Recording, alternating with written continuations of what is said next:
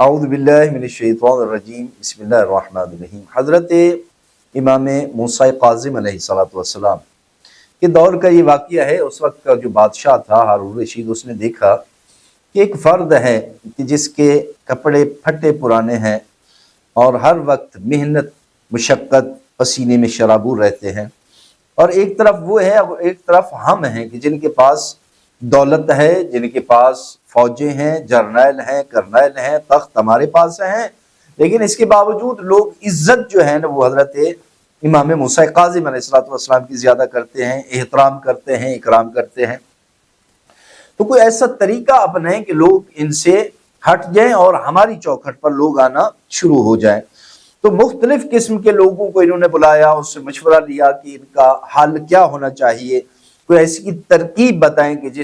جس کی وجہ سے حضرت امام موسیٰ کاظم علیہ السلام کو ہم اپنے راستے سے ہٹا دیں اور ان کی شہادت، ان کی اموات ہو جائے اور میرا نام بھی نہ آئے۔ تو کافی لوگوں کو اکٹھا کیا، کسی نے کچھ مشورہ دیا تو کسی نے کچھ ایسے لوگ تھے شیطانیت ذہن کے، انہوں نے مشورہ دیا کہ آپ ایسا کریں کہ جنگل سے جو ہے نا وہ شیر منگائیں اور ان شیر کو 7 دن تک مسلسل آپ بھوکا رکھیں۔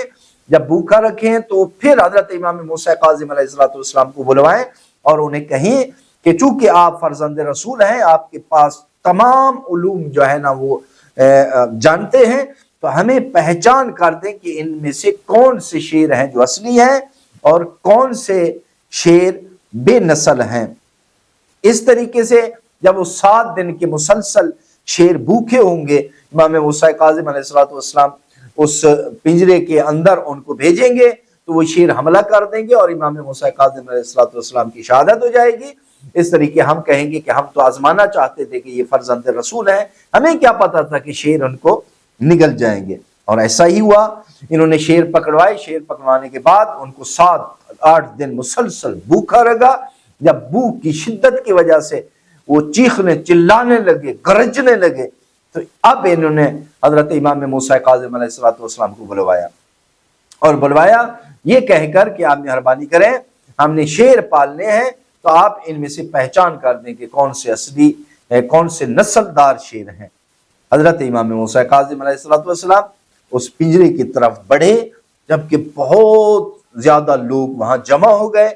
اور دیکھ رہے تھے کہ کیا ہوگا، کہ تھوڑی دیر بعد یہ شیر حملہ کریں گے حضرت امام موسیٰ کاظم علیہ السلام پر اور امام کو کھا جائیں گے، مار دیں گے، نگل لیں گے۔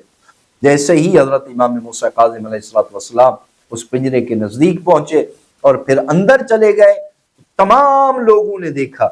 کہ وہ 7-8 دن کے جو بھوکے شیر تھے وہ تمام کے تمام امام کے آ کر قدموں پر اپنے پیر رکھ کر احتراماً بیٹھ گئے، اور امام موسیٰ کاظم علیہ السلام اس بادشاہ کی طرح متوجہ ہوئے اور فرمانے لگے کہ وہیں اللہ ہے جس کو عزت دے، جس کو ذلت دے۔ فرمایا کہ آپ یہی چاہتے تھے کہ یہ شیر جو ہے نا ہم پر حملہ کریں گے اور مجھے مار دیں گے۔ فرمایا عزت اور ذلت اللہ کے ہاتھ میں ہے۔ اور یہ منظر دیکھ کر باقی جتنی لوگ بھی جمع ہوئے تھے تمام کے تمام محمد اور آل محمد پر درود پڑھنے لگے، سلام پڑھنے لگے، اور اس واقعے کے بعد لوگوں کی قدر و منزلت لوگوں کے نگاہوں میں امام موسیٰ کاظم کی اور بڑھ گئی، اور لوگوں نے تسلیم کیا کہ حضرت امام موسیٰ کاظم علیہ السلام یہ فرزند رسول ہیں اور اللہ کی طرف ہم پر امام برحق ہیں۔